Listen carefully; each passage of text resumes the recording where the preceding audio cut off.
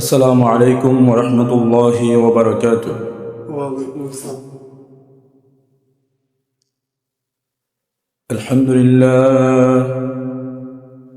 الحمد لله نحمده ونستعينه ونستغفره ونعوذ بالله من شرور أنفسنا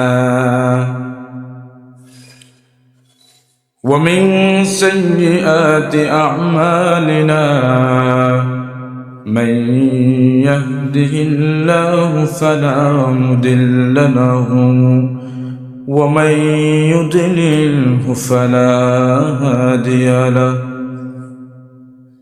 ونشهد أن لا إله إلا الله وحده لا شريك له،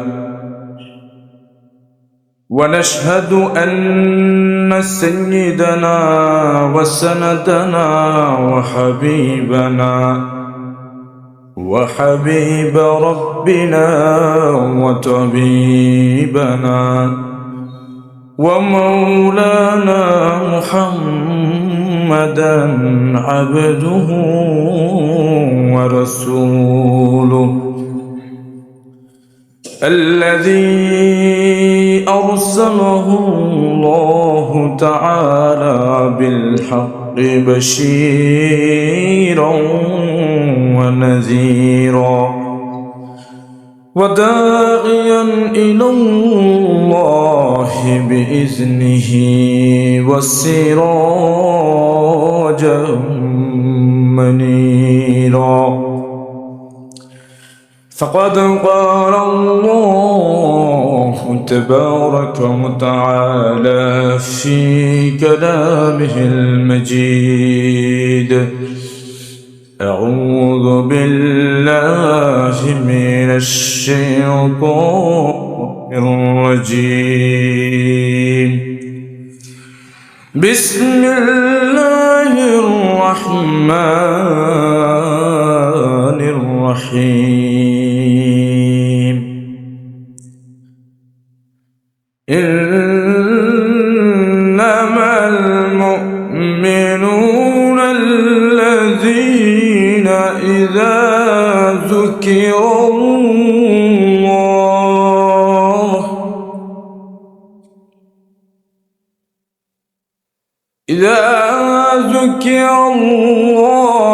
وجلت قلوبهم وإذا تليت عليهم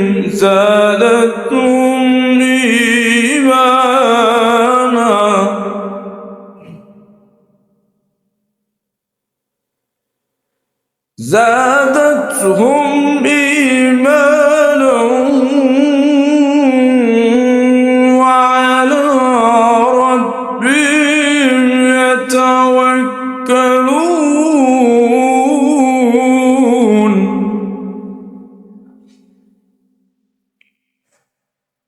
الذين يقيمون الصلاة ومما رزقناهم ينفقون.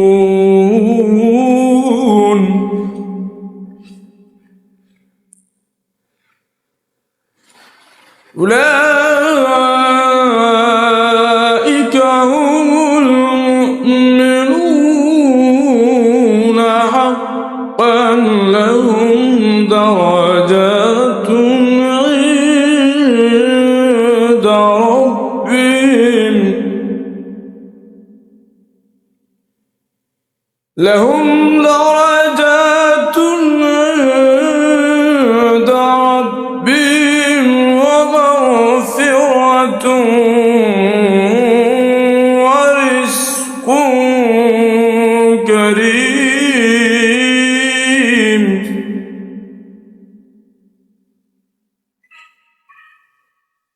وقال رسول الله صلى الله عليه وسلم: من صلى البردين دخل الجنة وقال رسول الله صلى الله عليه وسلم ركعتان من الفجر خير من الدنيا وما فيها أو كما قال رسول الله صلى الله عليه وسلم صدق الله العلي العظيم وصدق رسوله النبي الكريم ونحن على ذلك لمن الشاهدين والشاكرين والحمد لله رب العالمين سبحانك لا علم لنا إلا ما علمتنا إنك أنت العليم الحكيم সকল দুরূদ ইব্রাহিম পাঠ করি اللهم صل على محمد وعلى آل محمد كما صليت على إبراهيم وعلى آل إبراهيم إنك حميد مجيد اللهم بارك على محمد وعلى آل محمد كما باركت على إبراهيم وعلى آل إبراهيم إنك حميد مجيد মুআজ্জাজ হাজিরিন, সম্মানিত মুসল্লিন ইকরাম, মুরব্বিয়ানে আযম, আমরা সর্বপ্রথম ওই রব্বুল ইজ্জতের দরবারে শুকরিয়া জ্ঞাপন করছি যিনি আমাদেরকে দুনিয়াবী সমস্ত কাজ থেকে ফারেক করে পবিত্র এই জুমার দিনে পবিত্র ঘর আল্লাহ রাব্বুল আলামিনের ঘর মসজিদে আগাগে এসে হাজির হওয়ার তৌফিক দান করেছেন। এজন্য অন্তরের গহীন থেকে ভক্তি সহকারে ভালোবেসে উচ্চকণ্ঠে একবার বলি আলহামদুলিল্লাহ। ভাইরা আমার, আমি সূরাতুল আনফালের 3টা আয়াত আপনাদের সম্মুখে তেলাওয়াত করেছি। শুরুর দিকের 3টা আয়াত, এই আয়াতে আল্লাহ রাব্বুল আলামিন বাস্তবিক মুমিনের কিছু সিফাত, কিছু গুণ তিনি উল্লেখ করেছেন। আল্লাহ রাব্বুল আলামিন সূরাতুল আনফালে জানিয়ে দেন যে কারা পরিপূর্ণ ঈমানদার। ঈমানদার তো সবাই নিজেদেরকে দাবি করে, কিন্তু বাস্তবিক পক্ষে ঈমানদার কারা সেটা আল্লাহ রাব্বুল আলামিন নিজে বলছেন। তিনি বলেন, ইন্নামাল মুমিনুনা আল্লাযীনা ইযা যুকিরাল্লাহ ওয়াজিলাত কুলুবুহুম, নিশ্চয় ঈমানদার হলো তারা যখন তাদের কাছে কুরআনুল কারীমের তেলাওয়াত করা হয়, আল্লাহ রাব্বুল আলামিনের আলোচনা যখন তাদের কাছে করা হয়, তখন তাদের অন্তর বিগলিত হয়ে যায়।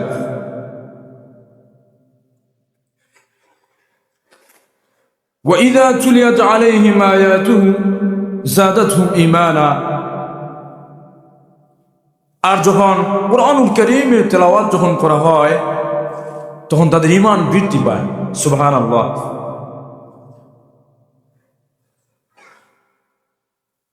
এরপর আল্লাহ রাব্বুল আলামিন পরের আয়াতের ভিতরে বলেন, আল্লাযীনা ইউকিমুনাস সালাতা ওয়া মিম্মা রাযাকনাহুম ইউনফিকুন, এবং যারা নামাজ কায়েম করে, যাকাত প্রদান করে, উলাইকা হুমুল মুমিনুনা হাক্কা, তারাই হলো আল্লাহ রাব্বুল আলামিনের কাছে পরিপূর্ণ ঈমানদার। এই আয়াতে আল্লাহ রাব্বুল আলামিন প্রথমে মুমিনের সিফাত উল্লেখ করার ক্ষেত্রে তিনি বলেছেন, ইযা যুকিরাল্লাহু ওয়াজিলাত কুলুবুহুম, যখন আল্লাহ রাব্বুল আলামিনের আলোচনা তাদের সামনে করা হয়, রব্বুল আলামিনের জিকির যখন তাদের সামনে করা হয়, তখন তাদের অন্তর বিগলিত হয়ে যায়। হাদিসে পাকের ভিতরে আল্লাহ রাসূল সাল্লাল্লাহু আলাইহি ওয়াসাল্লাম বনি ইসরায়েলের 3 জন মানুষ সম্পর্কে তিনি উল্লেখ করেছেন, যারা তাদের গন্তব্যস্থলে যাচ্ছিল। পথিমধ্যে বিশাল বড় সুনামি এবং বিশাল বড় বন্যা তাদেরকে গ্রাস করতে চেয়েছিল। তারা এই বন্যা থেকে বাঁচার জন্য, অতিবৃষ্টি হাওয়া বাতাস থেকে বাঁচার জন্য তারা একটা গুহাতে আশ্রয় নিল। বুখারী মুসলিমের হাদিস, সালাসাতু নাফারিন মিন বনি ইসরাইল, 3 জন লোক ছিল। রাসূল বলেন, এরা ভিতরে গিয়ে অবস্থান যখন নিল, উপর থেকে বিশাল বড় এক পাথরখণ্ড এসে তাদের গুহার মুখকে বন্ধ করে দিল।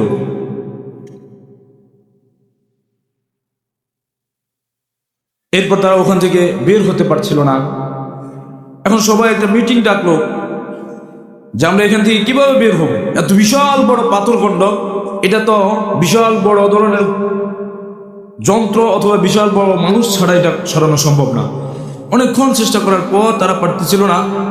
এবার তারা মনস্থ করলো যে আমরা নিজের আল্লাহ রাব্বুল আলামিনের কাছে শরণাপন্ন হই, আল্লাহ রাব্বুল আলামিন আমাদেরকে এখান থেকে নিষ্কৃতি দান করবেন। মানুষ যখন তাদের চেষ্টা শেষ হয়ে যায়,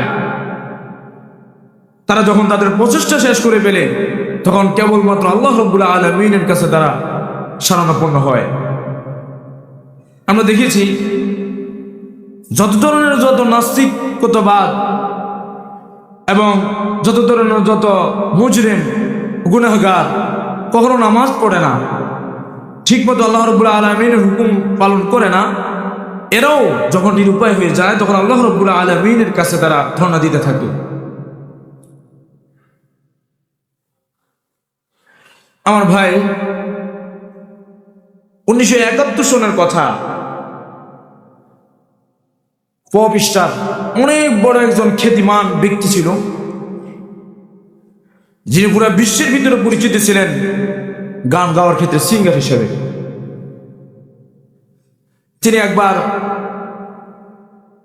নিজের ঘোরাফেরার জন্য এবং নিজের মন শান্ত করার জন্য তিনি নদীর তীরে গেলেন। নদীতে নামলেন আর বিশাল বড় এক ঢেউ এসে তাকে নদীর ভিতরে অতল গভীরে পৌঁছে দিল। এই পপ স্টার তিনি যখন সাগরের ভিতরে চলে গেলেন তখন তিনি অসহায় হয়ে গেলেন। এরপর আল্লাহ রাব্বুল আলামিনকে ডাকতে থাকলেন। মানুষটা কিন্তু খ্রিস্টান ছিল।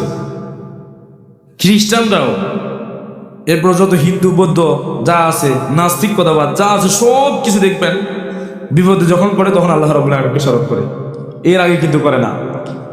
সে বলতেছিল, সৃষ্টিকর্তা, আপনি যদি আমাকে এই পরিস্থিতি থেকে যদি নিষ্কৃতি দান করেন তাহলে সারা জীবন আমি আপনার খেদমত করব এবং আপনি আপনার দ্বীনের জন্য কাজ করতে থাকব।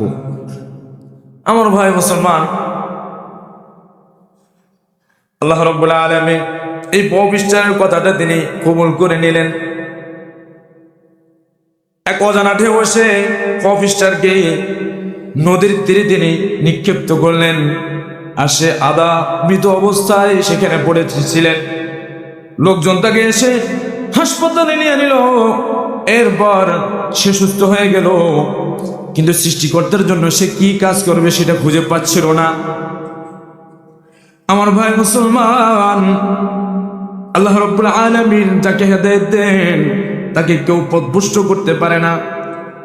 আর যাকে আল্লাহ রাব্বুল আলামিন পথভ্রষ্ট করেন তার নিজের কর্মের কারণে তাকে কেউ হেদায়েত দিতে পারে না। এই পাপিষ্ঠ যখন সুস্থ হয়ে গেল, এখন সে কি আল্লাহ রাব্বুল আলামিনের রাস্তায় কাজ করবে, দ্বীনের জন্য কাজ করবে, এটা সে খুঁজে পাচ্ছিল না। তার একজন ভাই ছিল জেরুজালেমে থাকতো, আমেরিকান অনেক বড় সুপার পাওয়ার, অনেক বড় একজন আর্মি ছিল সে, ন্যাটো বাহিনীর। সে এসে যখন তার ভাইয়ের অবস্থা দেখলো, একটা বই তাকে গিফট করলো। এই ভাইও পরবর্তীতে মুসলমান হয়ে গেল। যে বইটা তাকে গিফট করলো সে বইটা ছিল কোরআনুল কারীম।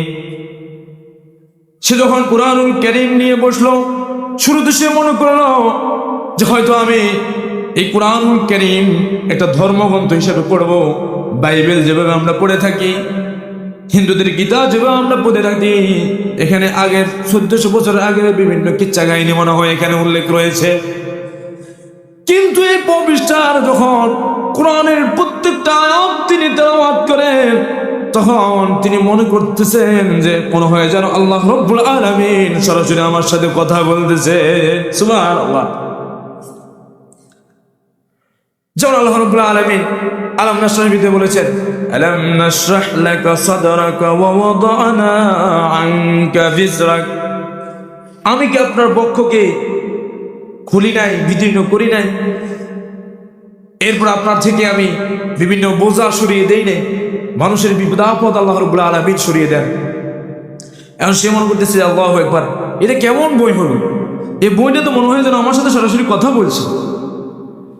হেদায়েত পেয়ে গেল, মুসলমান হয়ে গেল। সে সিঙ্গারের যে সং আছে তার সমস্ত সং সে ছেড়ে দিল, আল্লাহ রাব্বুল আলামিনের পথে চলে আসলো। আর সে নিজেকে আত্মগোপনে নিয়ে গেল। পুরো বিশ্বের মানুষ তাকে খুঁজতে লাগলো যে পবিষ্ঠারে কি হয়ে গেল। এরপর সে একদিন লাইভে এসে বলল, আল্লাহ রাব্বুল আলামিন আমাকে হেদায়েত দিয়েছে, আমি কারো প্ররোচনায় আমার খ্রিস্টান ধর্ম ত্যাগ করি নাই। সুবহানাল্লাহ বলে। এই জন্য যখন কুরআনুল কারীমের তেলাওয়াত হয়, আল্লাহ রাব্বুল আলামিনের জিকির যখন হয়, তখন খাঁটি মুমিন তারা যারা নিজেদের অন্তরের ভিতরে আল্লাহ রাব্বুল আলামিনকে সরাসরি আল্লাহ রাব্বুল আলামিনের সাথে প্রেমে মশগুল থাকে। আমার ভাইরা, এই সূরাতুল আনফালে আল্লাহ রাব্বুল আলামিন এটি বলেছেন, ইন্নামাল মুমিনুনা আল্লাযীনা ইযা যুকিরাল্লাহু ওয়াজিলাত কুলুবুহুম ওয়া ইযা তুলিয়াত আলাইহিম আয়াতুহু যাদাতুহুম ঈমানা। মুমিন তো তারাই যারা আল্লাহ রাব্বুল আলামিনের জিকির যখন তাদের সামনে করা হয়, তখন তারা তাদের অন্তর বিগলিত হয়ে যায়। আর আল্লাহ রাব্বুল আলামিন এই কুরআনুল কারীমের বাণী যখন তারা শুনে, তেলাওয়াত যখন তারা শুনে অথবা তেলাওয়াত যখন তারা করে, তখন তাদের ঈমান আরো বৃদ্ধি পেয়ে যায়। সুবহানাল্লাহ।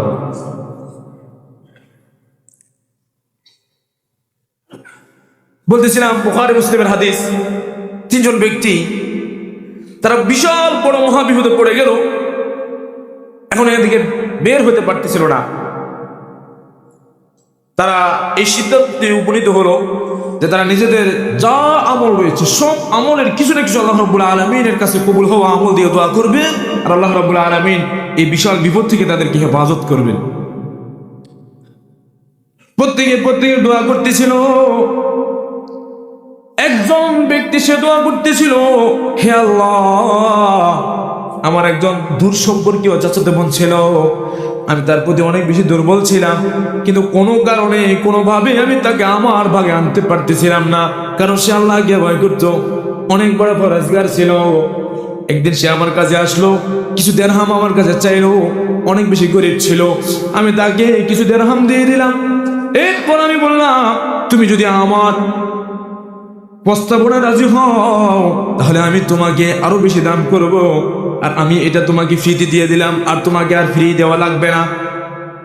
তার দূর সম্পর্কীয় চাচাতো বোন সে তো রাজি হলো না। এই জন্য সে চাচাতো বোনকে হুমকি দিল। চাচাতো বোন কোন রকম ভাবে জোর জবরদস্তির উপরে রাজি হয়ে গেল। এরপর তার বাসায় যখন নির্দিষ্ট টাইমে আসলো, রাত্রিবেলা যখন আসলো, সে সমস্ত দরজা জানালা সব কিছু বন্ধ করে দিল, একটা রুমের ভিতরে নিয়ে গেল। আর যখনই ইজা বাদা আলা সাহাবি আরবাআতি, যখন সে তার চাচাতো বোনের শরীরের উপর উঠলো কর্ম করার জন্য, এরপর চাচাতো বোন সাথে সাথে বলল, তুমি যে দরজা জানালা আটকিয়েছো, এটা তো মানুষ থেকে বাঁচার জন্য আটকালে, কিন্তু সাত আসমান আর জমিনের মালিক আল্লাহ রাব্বুল আলামিন তিনি তো তোমাকে দেখতেছেন, তিনি তোমার অন্তরের ভিতরে কি চলতেছে তাও তিনি দেখে। সে আল্লাহ রাব্বুল আলামিনকে তুমি ভয় করো। সুবহানাল্লাহ।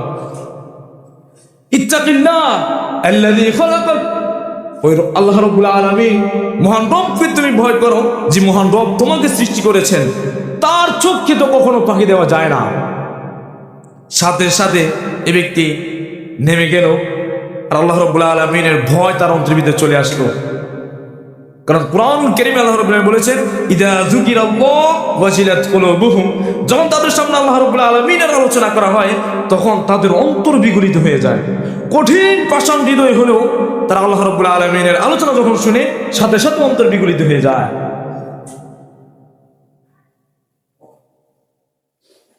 আমার ভাই মুসলমান, তো আল্লাহ রাব্বুল আলামিন এই ব্যক্তিকে হেদায়েত দিয়ে দিলেন, সাথে সাথে সে অপকর্ম থেকে ফিরে আসলো। এই যে একটা কাজ সে আল্লাহ রাব্বুল আলামিনের জন্য করলো, এখন যে বিশাল বিপদের ভিতরে পড়েছে, গুহার ভিতর থেকে আর বের হতে পারতেছিল না, বিশাল বড় পাথরখণ্ড এখানে জমা হয়ে গেছে। এই ভালো আমলটা দিয়ে সে আল্লাহর কাছে দোয়া করতেছে, হে আল্লাহ, আমার এই কাজটা যদি কেবলমাত্র আপনার জন্য হয়, সেদিন আমি ইচ্ছে করলে কিন্তু আমার চাচাতো বোনের ইজ্জত হরণ করতে পারতাম, কিন্তু কেবলমাত্র আল্লাহ রাব্বুল আলামিন আপনার ভয়ে কিন্তু আমি এটি করি নাই। হে আল্লাহ, আমার এই কাজটা যদি কেবলমাত্র আপনার জন্য হয়, তাহলে আপনি আমাকে এই কঠিন বিপদ থেকে, কঠিন মুহূর্ত থেকে আপনি আমাকে রক্ষা দেন। আল্লাহ রাব্বুল আলামিন পাথরটা সরিয়ে দিলেন আর তারা ভিতর থেকে বের হয়ে গেল। যেখানে বান্দার চেষ্টা শেষ, সেখানে কার চেষ্টা শুরু? আল্লাহ রাব্বুল আলামিনের সাহায্য শুরু। ভাইরা আমার, আল্লাহ রাব্বুল আলামিন কোন বান্দা বিপদে পড়লে যখন সে বান্দাকে ডাকে, আল্লাহ রাব্বুল আলামিনকে ডাকে, তখন আল্লাহ রাব্বুল আলামিন অতি শীঘ্রই তার ডাকে সাড়া দেন। এই জন্য কুরআনুল কারীমে আল্লাহ রাব্বুল আলামিন বলেছেন, যখন বান্দা আমার সম্পর্কে জিজ্ঞাসা করে তখন আপনি বলেন যে আমি বান্দার একদমই নিকটে রয়েছি। হাদিসে কুদসির মধ্যে এসেছে, আল্লাহ রাব্বুল আলামিন বলেন, ইযা তাকাররাবা ইলাইয়া আবদি তাকাররাবতু ইলাইহি বাআ ওয়া ইযা তাকাররাবা ইলাইয়া বাআ তাকাররাবতু ইলাইহি হারওয়ালা। যখন বান্দা আমার কাছে এক বিগত এগিয়ে আসে, তাকাররাবা ইলাইয়া শিবরান, এক বিগত যদি এগিয়ে আসে, তাহলে ওই বান্দার দিকে আমি নিজে এক হাত এগিয়ে যাই। সুবহানাল্লাহ। ওয়াইদা তাকাররাবা ইলাইয়া বাআ, আর যখন বান্দা আমার দিকে এক হাত, দুই হাত এগিয়ে আসে, তখন আমি নিজে বান্দার জন্য দৌড়ে দৌড়ে যাইতে থাকি। সুবহানাল্লাহ। বান্দাকে আল্লাহ রাব্বুল আলামিন কখনো বিপদে ছেড়ে দেন না। বান্দা যখন আল্লাহ রাব্বুল আলামিনকে স্মরণ করেন, তখন আল্লাহ রাব্বুল আলামিন সেই বান্দাকে অতিশয় সহজে, একদম কল্পনাতীতভাবে তাকে সাহায্য করেন।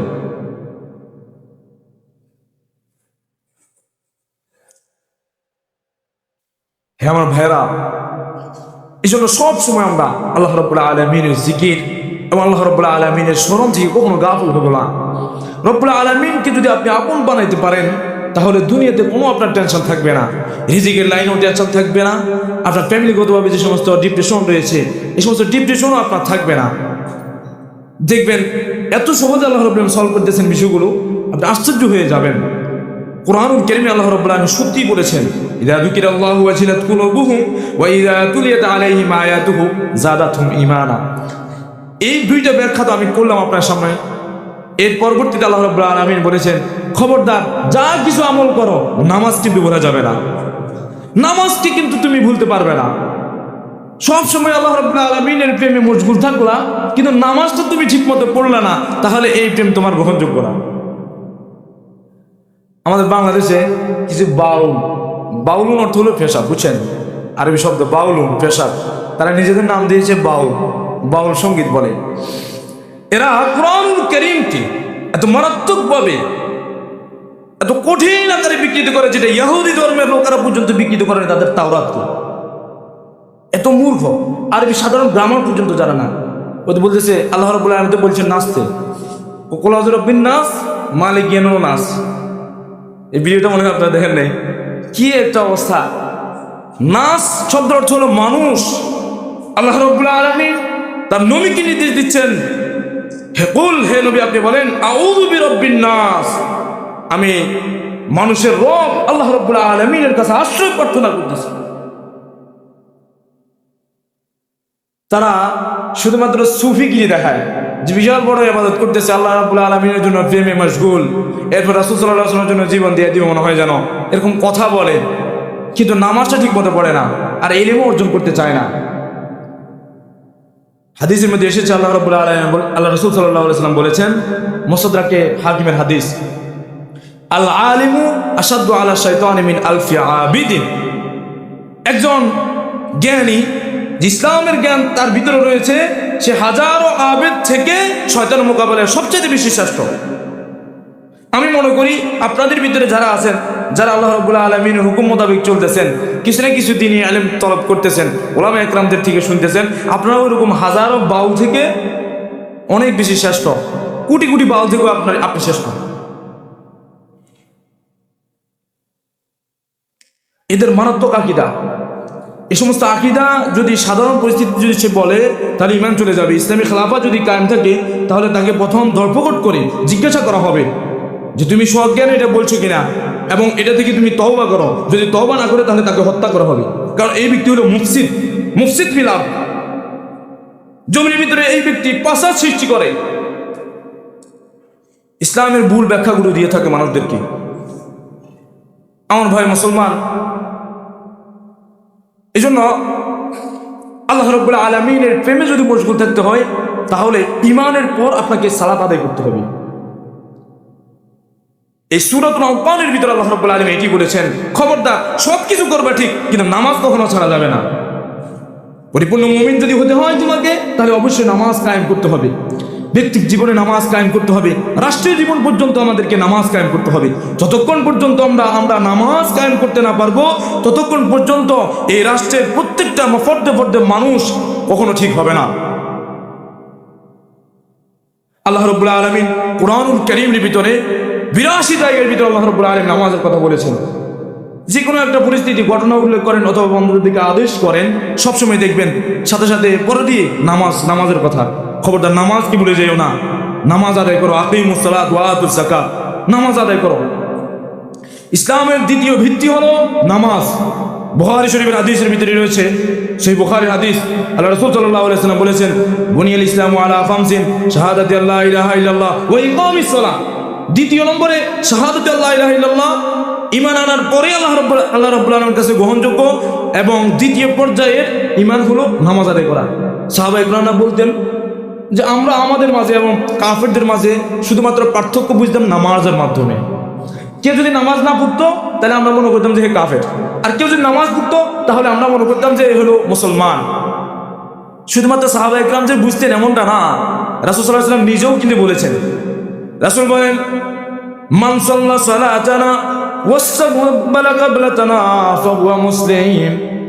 যে ব্যক্তি আমাদের নামাজ পড়লো, আমরা যে নামাজ পড়ি এই নামাজটা পড়লো, এবং যে ব্যক্তি আমাদের কিবলার দিকে মুখ করিয়ে নামাজ পড়ে, আমাদের হুকুম আহকাম যদি মেনে চলে, ওয়া আকালা যাবিহাতানা, এবং আমাদের জবিহাকে যদি শেখায়, মানে আমাদের জবে করা পশু যদি শেখায়, গরু যদি শেখায়, এবং নামাজ যদি পড়ে, ফাহুয়া মুসলিম, সে হলো মুসলমান।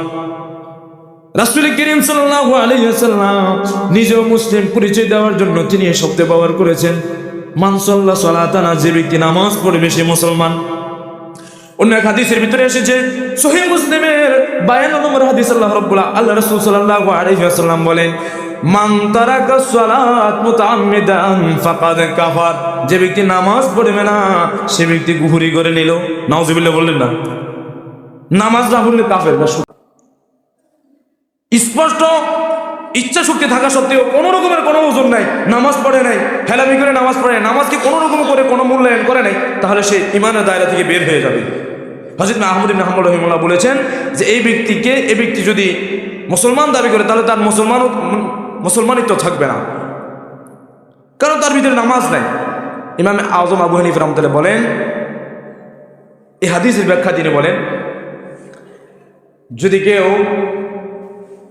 নামাজ যদি তরক করে, ইস্তিহজাআ অর্থাৎ ঠাট্টা স্বরূপ যদি সে তরক যদি না করে, এমনিতেই তরক করলো, কোনো একটা কাজ রইলো অথবা অন্য কোনো ব্যস্ততার কারণে তরক করলো, তাহলে গুনাহগার হবে, ঈমান যাবে না। গুনাহগার কেমন গুনাহ হবে? আল্লাহ রাব্বুল আলামিনের হুকুমকে অমান্য করার কারণে কেমন গুনাহ হবে, এটার ব্যাখ্যা তিনি আর বলেন নাই। আল্লাহ রাব্বুল আলামিন চাইলে সারা জীবনও তাকে জাহান্নামে দিতে পারেন। এই জন্য আমার ভাইয়েরা খবরদার কখনো নামাজ ছাড়বেন না। ইমামরা পর্যন্ত ইখতিলাফ করেছেন, কেউ কেউ তো বলেছেন সরাসরি হাদিসের উপর নির্ভর করে, মান তারাকা সালাত ফাকাত কাফার, মানে কুফর করছে মানে কাফিরই হয়ে গেছে।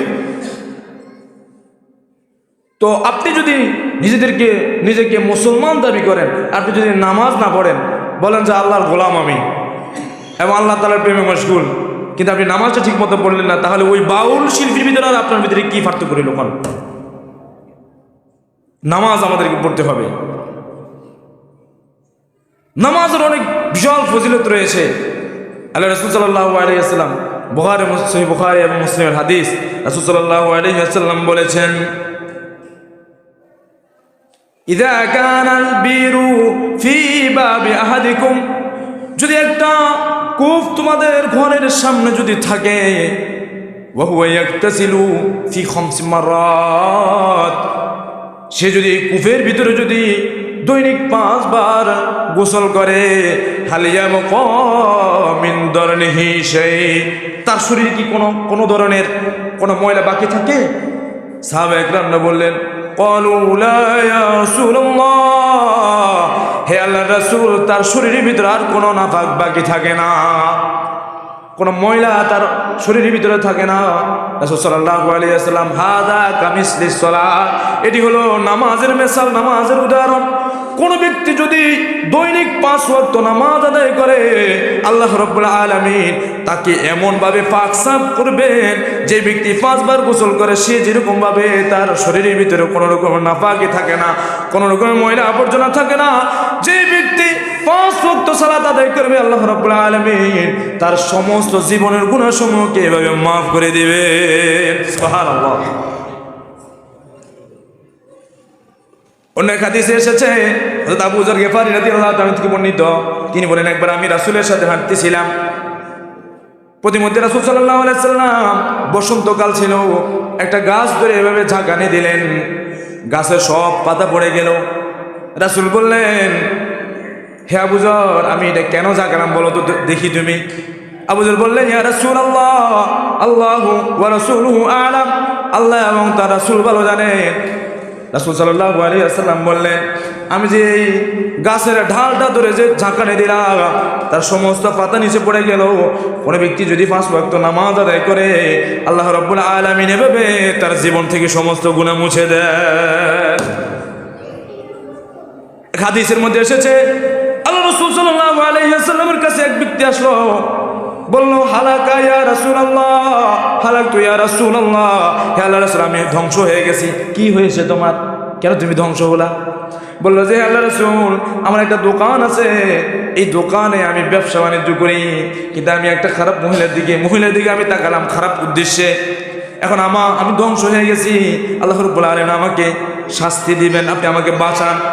আল্লাহ রাসূল সাল্লাল্লাহু আলাইহি ওয়াসাল্লাম বললেন, তুমি কি আমাদের সাথে আসরের নামাজটা পড়ছো নাকি?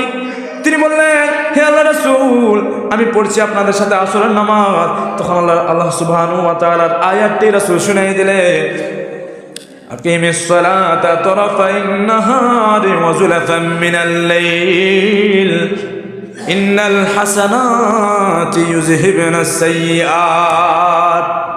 তুমি যখন নামাজ আদায় করলে, তখন আল্লাহ রাব্বুল আলামিন তোমার এই নামাজের কারণে, ভালো কাজটার কারণে খারাপ কাজ মুছে দিলেন। সুবহানাল্লাহ বলে।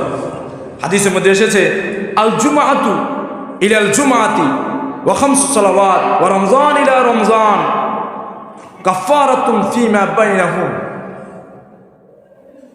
একটা রমজান থেকে আরেকটা রমজান পর্যন্ত, এক ওয়াক্ত সালাত থেকে আরেক ওয়াক্ত সালাত পর্যন্ত, এরপর আল্লাহ রাব্বুল আলামিন যা কিছু তার মাঝে গুনাহ হয়, সব গুনাহ আল্লাহ রাব্বুল আলামিন বান্দার মাফ করে দেন।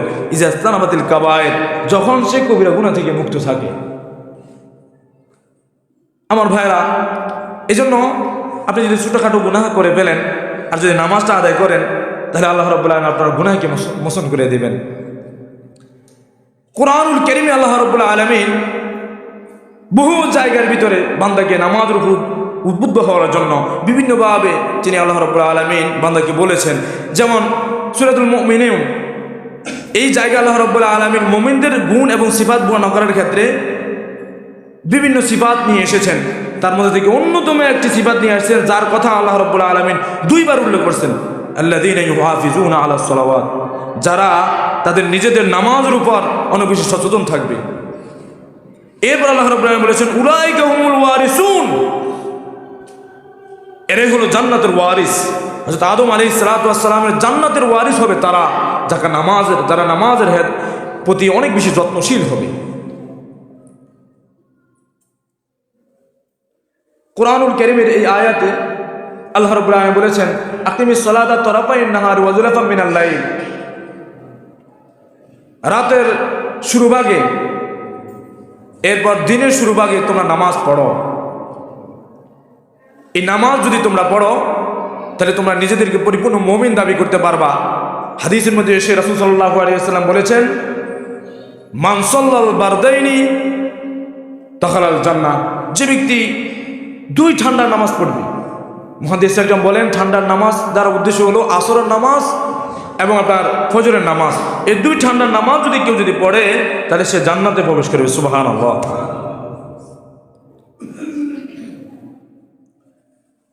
এটার ব্যাখ্যায় অন্য হাদিসের মধ্যে এসেছে আল্লাহ রাসূল সাল্লাল্লাহু আলাইহি ওয়াসাল্লাম বলেন আল্লাহ রাব্বুল আলামিন দুই ধরনের ফেরেশতাকে নাজিল করেন, একটা হলো রাতের ফেরেশতা আর একটা হলো দিনের ফেরেশতা। রাতের ফেরেশতারা আসে আসরের সময়ে, দিনের ফেরেশতারা আসে হলো আপনার ফজরের সময়ে। যখন কোনো বান্দা ফজরের নামাজে লিপ্ত থাকে তখন আল্লাহ রাব্বুল আলামিন ওই সমস্ত ফেরেশতাদেরকে জিজ্ঞেস করেন কাইফা তারাকতুম ইবাদি, তোমরা কিভাবে আমার বান্দাদেরকে ছেড়ে আসলা? তখন তারা বলল ওয়া হুম ফিস সালাত, তারা তো নামাজের ভিতরে ছিল হে আল্লাহ। এরপর যখন দিনের ফেরেশতারা যায় তখন তাদেরকে আল্লাহ রাব্বুল আলামিন বলেন কাইফা তারাকতুম ইবাদি, তোমরা কি রূপ আমার বান্দাদেরকে ছেড়ে আসলা? তখন তারা বলল হুম ফিস সালাত, তারা আসরের নামাজের ভিতরে ছিল হে আল্লাহ। আল্লাহ রাব্বুল আলামিন সাথে সাথে তাদের ব্যাপারে জান্নাতের ঘোষণা দিয়ে দেন এবং ফেরেশতাদের সামনে ফকর করে তিনি বলতে থাকেন হে আমার ফেরেশতারা রে, তোমরা না আমাকে বলেছিলা যে আমি মানুষ যাতে তৈরি না করি, দেখো আজকে এই জমিনের ভিতরে আমার বান্দারা আমার গুণগান এবং আমার নামাজ আদায় করতেছে। সুবহানাল্লাহ। আমার বান্দারা আমাকে বলে নাই, তারা বলেছিলাম, আমি যখন বলেছিলাম ওয়াইজ ক্বালা রাব্বুকা লিল মালাইকাতি ইন্নী জাইলুন ফিল আরদি খলিফা, আমি জমিনে খলিফা নিযুক্ত করতে চাই, তখন তোমরা বলেছিলা ক্বালু সুবহানাকা লা ইলমা লানা ওয়াইজ ক্বালা রাব্বুকা লিল মালাইকাতি ইন্নী জাইলুন ফিল আরদি খলিফা ক্বালু আতাজআলু ফিহা মান ইউফসিদু ফিহা, হে আল্লাহ আপনি জমিনে কি এমন বান্দাদেরকে পাঠাবেন যারা নিজেদের ভিতরে ঝগড়া বিবাদ করতে থাকবে, ওয়া ইউফসিদু ফিহা নিজেদের ভিতরে ফাসাদ সৃষ্টি করবে, রক্ত বহাবে, ওয়া নুকাদ্দিসু লাক, অথচ আমরা আপনার পবিত্রতা ঘোষণার জন্য যথেষ্ট, আমরাই আপনার তাসবিহ আদায় করতেছি, তাহলে কোন আবার উম্মতদেরকে আপনি আবার জমিনে পাঠাবেন? তারা কিন্তু একটু বিরোধিতা করতেছিল, কিন্তু আল্লাহ রাব্বুল আলামিন এখন তাদেরকে স্মরণ করে দিবে হে আমার ফেরেশতারা রে, আমার বান্দাদেরকে এজন্যই আমি দুনিয়াতে প্রেরণ করেছি।